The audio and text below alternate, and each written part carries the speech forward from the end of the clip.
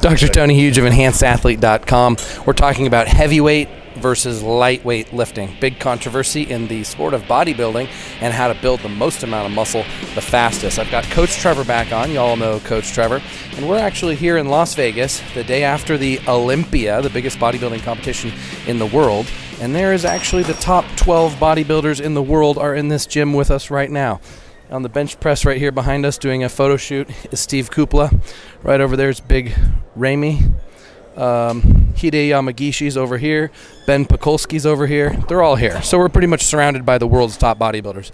So where is it more appropriate to talk about heavyweight versus lightweight? And actually the reason why I thought about this topic is Kevin Levrone had tore his chest in preparation for this Olympia. As you know, he made his Olympia comeback this year at 52 years old, and he put on an incredible amount of muscle in a year. So he's a great case study in basically the perfect science of bodybuilding, not to mention the perfect genetics for bodybuilding. But he did tear his chest doing incline at the beginning of his prep with over 400 pounds. That means he's a heavy lifter.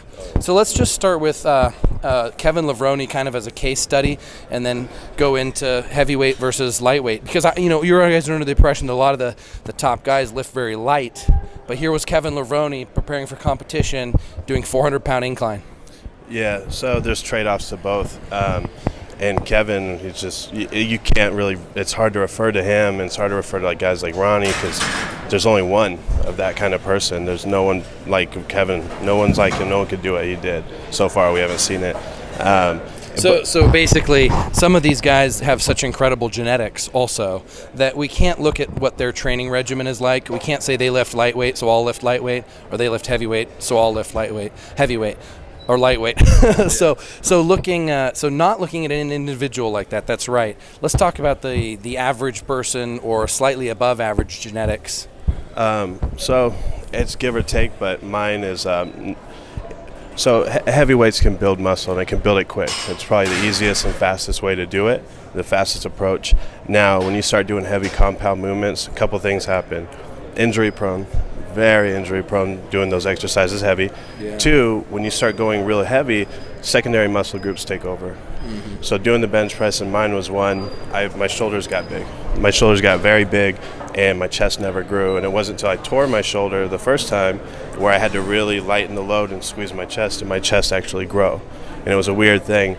And then if you look at a lot of the bodybuilders from back then till now, look at all the blunt force trauma those guys have had and injuries they've had, and they can never come back to what they were, ever.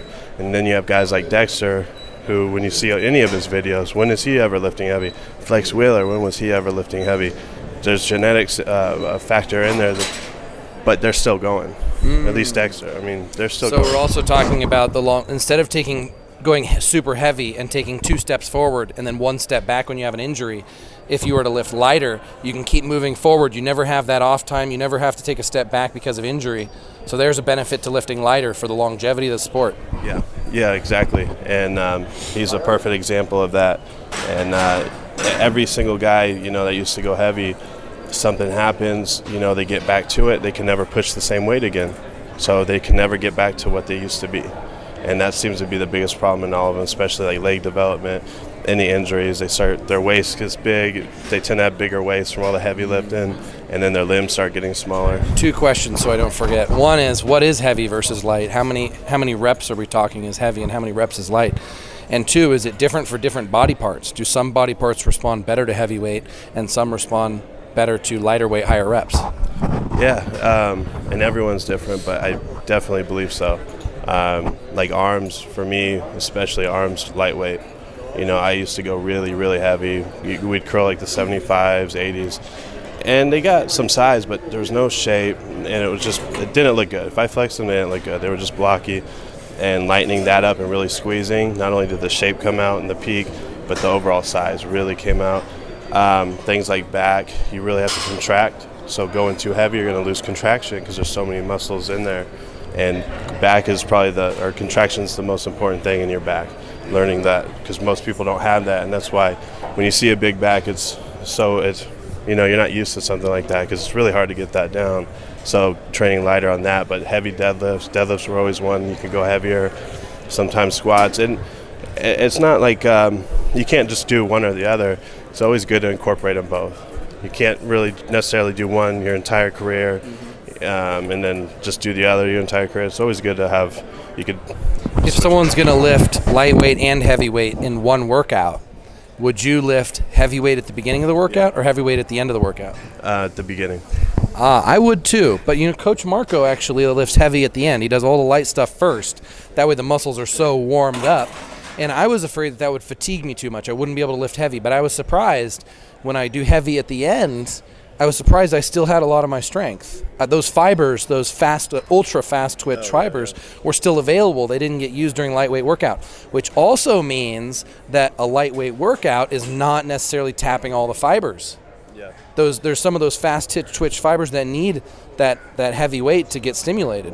So if you're going to stimulate all of the muscle fibers, you're going to need to hit it with all ranges of all repetition ranges. That's why I was always a believer on pyramiding and not going up and then down, but going up to your heaviest.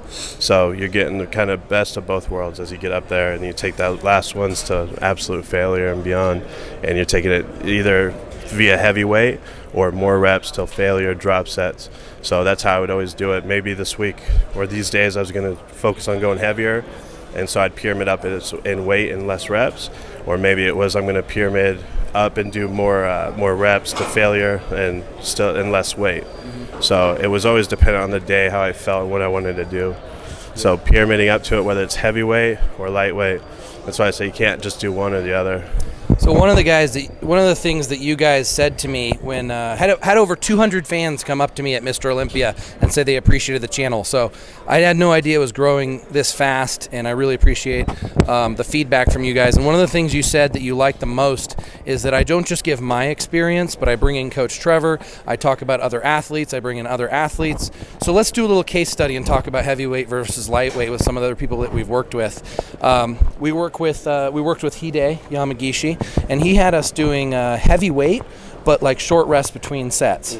It was still like volume training, but it was still with heavy weight, but also still with the contraction. And heavyweight to a lot of these MrOlympia contenders here, actually let me rephrase that. Lightweight, high reps to them is actually very heavyweight. So there is no such thing as lightweight. They're always lifting heavy. It's just that they're so strong that to them it's light, just to put it in perspective. All right, then we have Scott. Scott, who we did some fitness videos with, teaching you how to really isolate the muscles on our channel.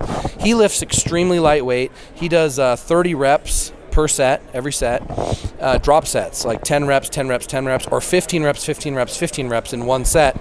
And he's able to build an incredible physique with that and really shape the muscles and grow the muscles, all natural. So lightweight definitely works when you really know how to contract the muscles and you really isolate the muscle correctly. You've also got Kane Bishop that does a lot of supersets, which means he doesn't lift extremely heavy. He, because he's doing so much volume in any one set, he's got to lighten the weight up to be able to last that whole 2 minutes basically of that set. So we've got a whole range of things, but I think I don't notice super heavy lifting in all the bodybuilders I've worked with. I never see that all-out max bench press. I can't even remember the last time I saw a big bodybuilder do an all-out max bench press or shoulder press. Brony, maybe. Yeah. So when we're talking heavy versus light, I think we're always talking about 6 reps is the lowest that anybody ever goes as a bodybuilder. Yeah, okay, 5 to 6. That being said, my personal experience is I never grew as fast as when I was younger and I lifted really heavy. And I don't know if that changes with age. I don't know if as we get older we respond better to higher reps. Or you just started working out too. So I could have done anything and I would have grown? You would respond good to almost anything. No, because I did notice a difference when I went heavyweight. I did grow faster. Oh, yeah. When I was younger. Started heavy. Yes, I started heavy, but I also tried lightweight. Okay. Yeah. But I recognized that when I did lift really heavy, I did grow faster. Yeah. Yeah, myself personally. Yeah, and that was the same with me. I started with powerlifters, and so everything I did was heavy, and I grew very fast. But my shape wasn't there, and then the injuries happened, and it wasn't until I lightened it up and got more contraction out of it. I just wish I would have been able to learn the contraction more and incorporate them both together. is the biggest thing, contracting with the heavyweight. Now let's bring in Coach Marco's opinion. Coach Marco's opinion is that when you start out, you lift heavy. Not so heavy to get injured, but you lift heavier. And that's because you need to build a strong foundation. And then once you've got that foundation of strength, then you can lift enough weight in a higher repetition range that actually makes a difference. Because when you start out, you can't be lifting like 10 pounds, 50 reps, right? It's not going to do anything. Yeah. But if you get that weight up to where you can lift, 30 pounds for 30 reps. But you also want to learn the contraction too. Sometimes overtraining is so important in the early stages. I think even Kai mentioned that, to get that contraction, to get that feeling. Otherwise, you start developing muscle groups, overdeveloping certain muscle groups, and underdeveloping others, and lacking in areas. So when you get there, you have a good frame, but you're lacking in so many areas. You were a bench presser and you were using a lot of shoulder, tricep, no chest, or vice versa. So having that mind to muscle too, and learning that at the same time, it's kind of it can go both ways. There's really no right or wrong answer, I think, to this. So I think pulling in all of the data that we have with all of our athletes, I think the conclusion is to lift heavy and light. You got to change your body. No matter what, you have to change it. Your body adapts to anything you're going to do. So you're going to have to change it. If you go heavy, a few weeks, you're going to have to change it anyway. Do something totally different. And you'll see the pump, you'll see everything change right away. Sometimes you start doing drop sets and that was the best pump you ever got. And then you go to heavyweight and then that was the best pump you ever got. So rotating it keeps your body guessing. It never adapts to it. As long as you're taking things to failure and pushing beyond your limits, that's what causes growth. All right, let's now that we've been talking bro science, now I want to get into the real science of some studies that you've based some of your coaching and training on. Now, I said to you a few weeks ago, I think, I was lifting lightweight in order to burn off as much carbs as possible so that my body would super compensate and store more carbs so that I could eat more and my muscles would be fuller. And you said what? Lift heavy. If you're trying to burn those carb stores and get the glycogen to store more, and lifting heavier is what's going to do that. That's going to trigger that response. You're going to super compensating, especially when depleted. That's what it's going to do. If you're training light, it's more endurance, in which you would think, oh, more endurance, we're going to store more for longer periods. There's only so much you can store. Well, here's where I got the lightweight to burn the carbs from, is when I was doing the ketogenic diet, and I was trying to get the carbs out of my muscle cells and my liver as fast as possible. I was doing super high rep sets, super high volume, and trying to basically deplete my body of carbs within 2 days. That was before DNP. This is actually perfect, because what's your immediate fuel source? Think back to like ATP. ATP, right? And then glucose. You have glucose too. And think back to cardio, when you do slow-paced cardio versus high-intensity cardio, how they differentiate from each other. So when you're doing heavy weights, your body goes into freak-out mode, and it needs immediate fuel source, and it needs a lot now. So it burns like that. Glucose, everything. That's why you can't keep doing heavy sets. After a few, you're done. So it immediately burns those up. It immediately requires it. So going heavy is what burns it. When you start going lighter, it's almost, just think, kind of the easiest way is to think back to cardio. Slow pace, longer pace, slow pace, longer time on cardio versus faster time but high intensity. What are the fuel sources, how it's different? It's the same way in training.